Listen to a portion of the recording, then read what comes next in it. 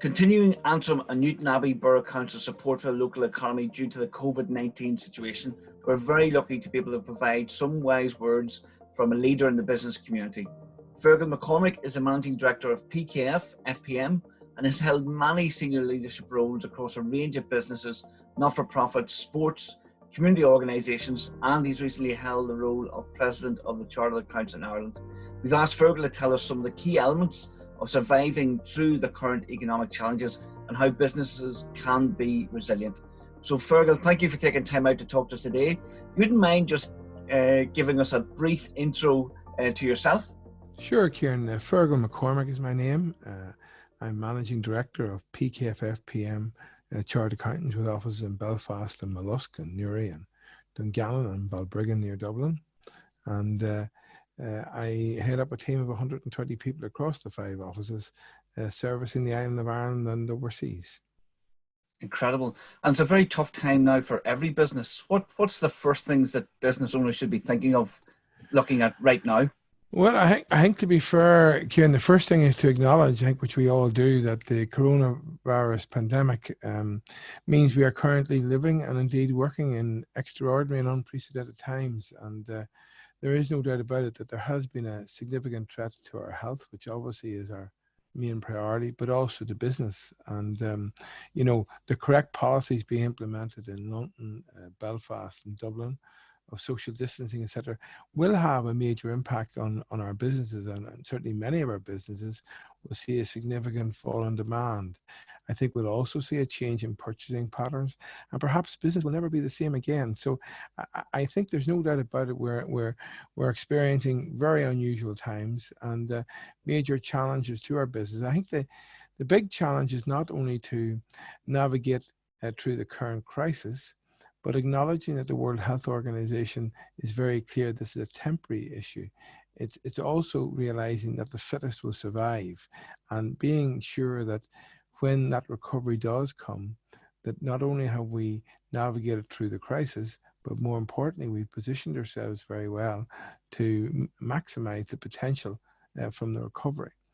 I think in the short term, to answer your question, there are certainly some things which businesses can do immediately. And hopefully, to be honest with you, I think most businesses today, certainly of reasonable size, would have risk management strategies and business continuity plans in place. And I suppose what they do in very simple terms is they allow you to undertake a range of actions depending on the specific circumstances to try and address major shocks, the unexpected shocks that come to your business. And I suppose at the very outset, you're looking at impacts. You're sitting down very quickly and talking to your key stakeholders, your staff, your customers, and indeed your suppliers. What's the impact of this having? In terms of sales, obviously, you know, if you don't have an online presence, there will be major impacts for sales depending what sector you're in.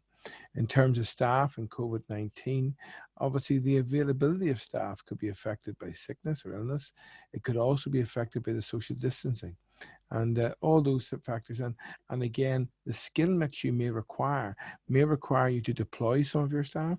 It may also, in the current government incentives or grants to help business, mean you may furlough some of your staff. And then you move on to your suppliers. And, you know, again, this will be impacted, first of all, depending what is your supply chain and whether some of your suppliers perhaps are located in parts of the world which are very seriously affected currently by COVID-19. And after that, you'll move on to finance. Finance, cash is king here. And really, cash flow forecasts are just a prerequisite. If you're not doing a cash flow forecast, you will deeply regret it. Now, it's fair to say that some businesses are in a better position than others because up-to-date, accurate information is really key, really key. And if you have that, that's a great start. If you haven't, you have to start anyway. And you know what they say, our current circumstances don't determine where we go, they merely determine where we start. But in that context, again, you sit down very quick and you look at basically different scenarios. Am I going to have same turnovers before, same activity, same staff, same supplier? Or am I going to have a significantly reduced activity? Or am I perhaps going to have in hospitality no activity at all? But in those various scenarios, you look at what are the implications. What are the costs you must continue to incur, even if you're not trading? in order you will be able to trade again. And you look at your direct debits, but you don't do, you certainly don't panic. The worst thing you can do is panic. You're better pausing. Yes, decisive actions are required, but don't panic. And in that context, I think, I've heard people say, oh, cancel all your direct debits. I have to say it's stupid. What you do is you look at your direct debits and your other outgoings, and you say, which of these can I perhaps reduce, do away with, defer? And certainly in respect of direct debits, the first thing you would do is look who the direct debits are to. Now, for example, obviously some of the government incentives here in Northern Ireland, obviously the rates, your rates are going to be free for 3 months, which is really a quarter of your rates. You can defer your VAT without actually notifying the VAT authorities. You then get obviously to your PAYE and NIC, different situation. Yes, you can defer it most likely, but you need to contact the revenue. Just don't stop it. But I believe you'll find the revenue very accommodating. Equally, it's fair to say that if you're in any time to pay arrangements of the revenue, again, my experience and our firm's experience is if you communicate with the revenue, you will currently find a very understanding HMRC. Now you then move on to things like HP. And again, this varies from one financial provider to the other. But again, in terms of HP, you're better talking to the HP and seeing, are they willing to offer a holiday period, a deferred period? This is different now to a grant.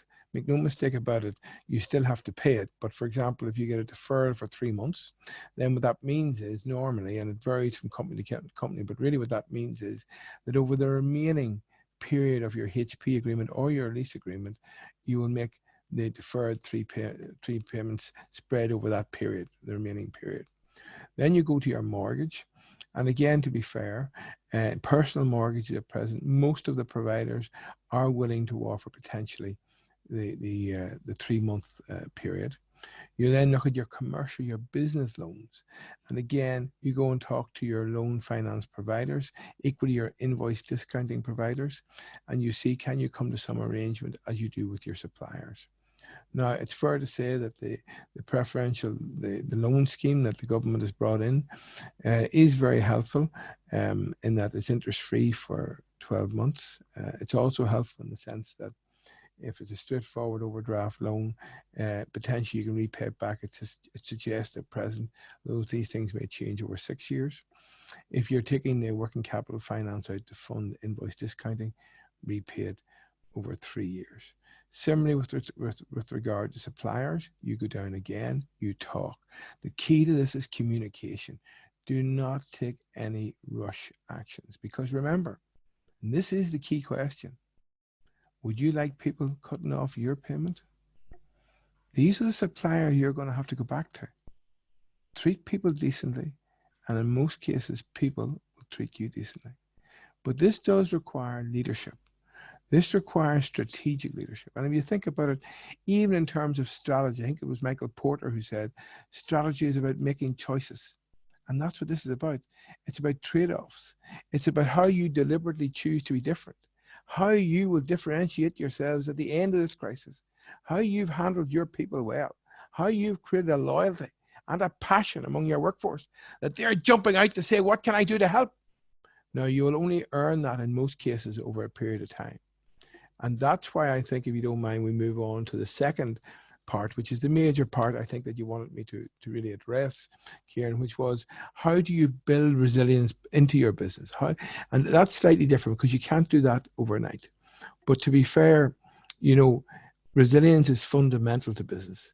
And there's no one perfect way, but I'll share with you certainly what we in PKF-FPM have done and what we've observed with other clients. And, I think it starts with, we're being honest, culture. Business is all about people and relationships and the DNA and the culture that you put in. And certainly in our case, we believe in shared responsibility. We believe in very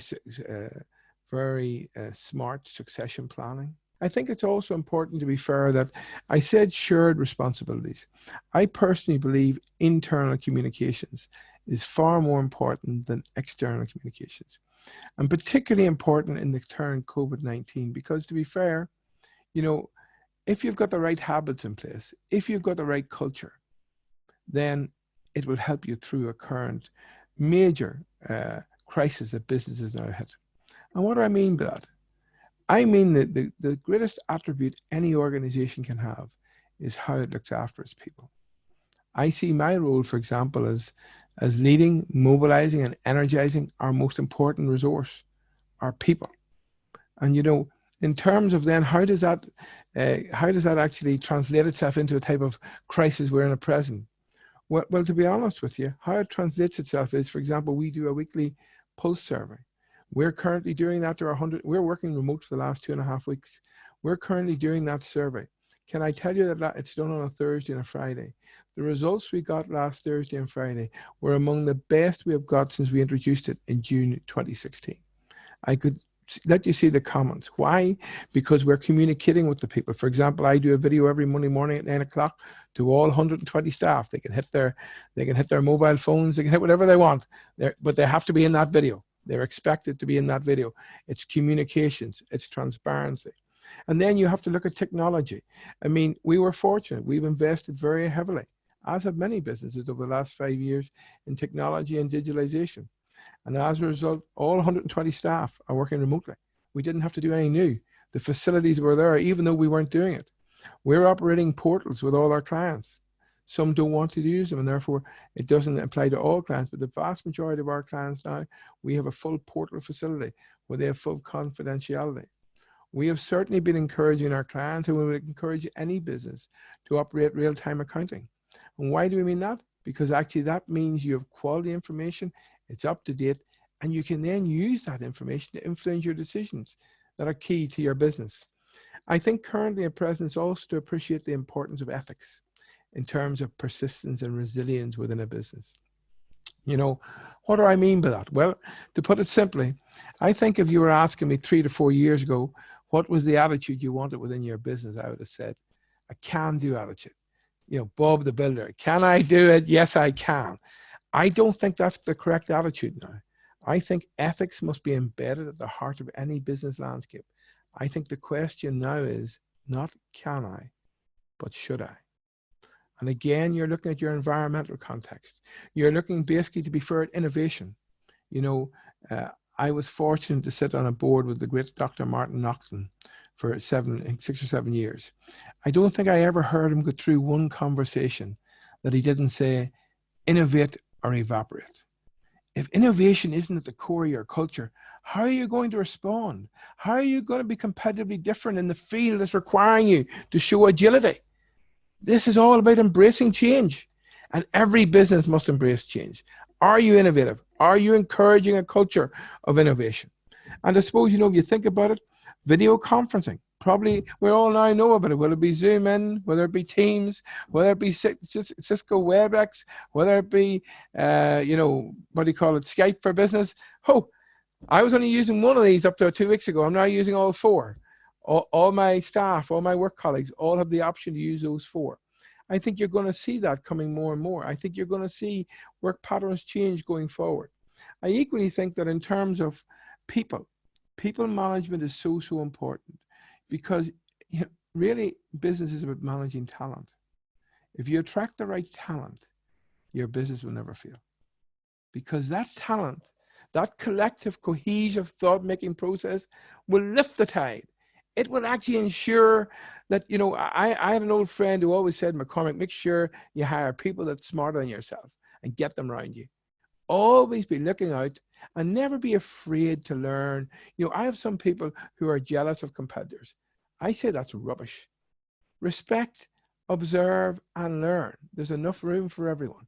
And, I think that's all very important. So risk assessment and having that built into your processes, very important here. Equally, I maybe said at the start, but I have to keep saying it. Business, and in my view, life, is all about people and relationships. And whether that's be networking, whether that's be building up new clients, that's what. So in our model, we sort of pride ourselves in being caring business advisors. I mean, as a firm, we've never sold. I say to my colleagues, please never sell. We don't want anybody to sell. We want people to help and to care. And through that, we've been lucky. We've achieved quite significant growth over the years. But it hasn't been through selling. It's been through caring, through helping. Because if you think about it, you have to earn trust. And if you really get into where is the resilience planning in a business, well, you could probably think of three things. Relevance. Is your business relevant going forward? Is it sustainable going forward? And that final word we talked about a few minutes ago, trust. Because certainly if you're in the advisory game, it's all about being not a trusted advisor, but the most trusted advisor. And what do we mean by being the most trusted advisor? To put it simple, we want to be in the room when the real decisions are being taken. We don't want the phone call afterwards. We want to be contacted. And that's when you know you have trust. And that you can only earn trust over time through business and relationships. And you know, I think, and I'm coming back to this in different ways, but all these things come in to think about it. If you think about it, and there's a lot of parallels between sport and business, winning teams do the ordinary things extraordinarily, consistently, with commitment, passion, and focus. And I think, you know, that sums it all up. And there's a few cultures that really we have to adopt to. One, particularly COVID-19 has proven that we can't control what happens around us, Kieran. But I tell you what we can do. We can control our response. And as I said earlier on, I'll come back to it again. Our current circumstances do not determine where we go. They merely determine where we start. And again, if you think about it, you know, as sure as night follows day, individual choices happen every day, and individual actions matter. We must try and make every moment count. So whether our business is in the middle of a great trough, or whether it's now facing a crisis, if that culture, if that DNA is interwoven within our organization, then we will ultimately survive, because the fittest will survive. And I think that's really, really important to have that culture, because, you know, we have to do this together. We have to overcome the problems together. And, you know, what I would say is, to be fair, and I think it's very important, that equally, have we planned for key man insurance? Have we planned, now business interruption insurance, very few would have had insurance sufficient to cover the coronavirus, but there's lots of other forms of business interruption, income protection, etc., that should be looked at. And I suppose, you know, if you think about it, there's one other very important tool for business. I think it's an important tool for life, actually. It doesn't cost much. It's a mirror. And hopefully we all have a mirror at home. And I honestly believe if you and I can look in the mirror tonight and say, we gave it our very best today, we'll sleep well. I have never personally lost a wink's sleep over business. It's not that I'm not committed. By God, I love my work. I love my family. I love, by the way, I have to say, I'm one of those people who doesn't necessarily agree in some of the life balance culture, because I believe you integrate them all the time. My family is integrated into my work. If my young lad is playing football, I go to the match. I don't mind if it's 2 in the afternoon, I go to the match. But that's not saying I don't do the work at the weekend, or I don't do the work that night. I believe the two have to, so I say simply, I love my family and I enjoy my work. And I think that's a very good philosophy, by the way, to put into the business. So I hope basically in broad terms, Kieran, we've covered some of the broad things there. We've come at it from an anecdotal perspective, but there is no doubt about it that I hope that what we've convinced people is that persistence beats resistance. We must build resilience into our systems. It's never too late to start, but you need to put resilience in, because, you know, you have to make sure you know who's going to be in the ship when it's pulling out. You have to make sure that, God forbid, and let's take the current COVID virus, none of us knows, and it may affect us, some of us and our families very seriously. But if the strategies are right within the business, whatever about us individually living, the business will live on. And that's where the emphasis is, that you have to make sure that you put scale into a business. You have to make sure that you are not the business. Now, there are some professions, for example, a barrister, that is the case. But what that means is then you bring your goodwill out every year. But if you put all your eggs in one basket and it collapses today, that wasn't a smart decision. But if you think about it, how has that happened? That has happened because of a false situation. You've maybe been working 60 or 70 hours a week, but you haven't taken any money out. And perhaps you are hiding gross inefficiencies. Perhaps if you're not, then you have to say, let's put in a notional salary. Let's put in a notional rent if I'm using mommy's premises or daddy's house. Because if you can't put that notional cost in and still make 3 or 4% net profit after your own drawings or salary, you've got to say to yourself, if you have 2 years like that, not making it, am I doing things right? So I hope today what we're saying here is that there's nothing to fear. Entrepreneurship and self-employment, I don't think there's any better hobby in the world. But anybody that thinks it's easy, anybody that thinks there won't be hiccups on the road, well, I think they've been wrongly advised. We've all had our hiccups, but there's no game more fun. And I would urge everyone not to focus on the present and say, basically, oh, this is desperate. Have confidence. Have confidence in the ability of your culture, that you've inspired people and they've inspired you, that whatever happens, whatever the challenges, have confidence in your team to overcome them. And have confidence to realize, just as COVID-19 is temporary, that there will be a recovery and that your business and your organization will be at the head of the flotilla of ships as it flows out. So basically, Kieran, I hope to our businesses listening today, we've given them some hope, but a hope that really says we're always trying to yearn for continuous improvement.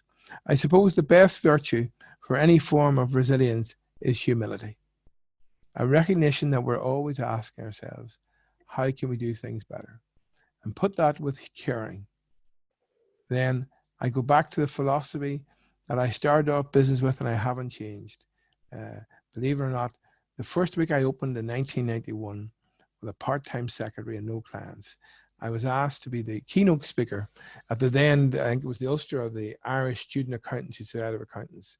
It was held actually in the Slieve Donard. And they said to me, Feargal, the keynote speaker, you can pick your own topic. And I picked the topic, I don't care how much you know until I know how much you care. And believe it or not, I got a few phone calls that week.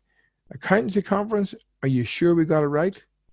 Well, not only did we get it right, but I'm more convinced now than ever that the key to life, the key to business, I don't care how much you know until I know how much you care. And you think at present how our frontline workers in all disciplines, medical and others, are caring. I think that will take your business, and people will not forget. People will always remember the people that stood by them when times were hard. I'm very convinced that business will rise from the ashes, if it's in the ashes. Some businesses won't be, but those that are will rise, but they'll only rise if they put in place business continuity plans and an underlying DNA culture that says, very simply, we will overcome. We will have confidence in our team. We don't know how, what's going to happen, but go back to the line I said again, and I'm going to finish in this, if you don't mind. We can't control what happens around us, but more importantly, and the key, we can control how we respond. I wish everyone continued success in their business. Onwards and upwards. Feargal, thank you very much for taking time out and talking to us today. And just to share as well, as further information becomes available on this challenge, the council are going to communicate this through their website and through their corporate social media channels. They'll have links to useful information on grants, rate relief, support for self-employed, and tips and advice. So, of course, everyone do check it out. There should be a link below this video, and there'll be a link on the screen as well. Or just visit their homepage, and that is www.antrim.newtownabbey.gov.uk, and you'll find the business support link from the homepage. If you did find this video useful, please do share the video or the page on your social media so other people can benefit. Thank you again.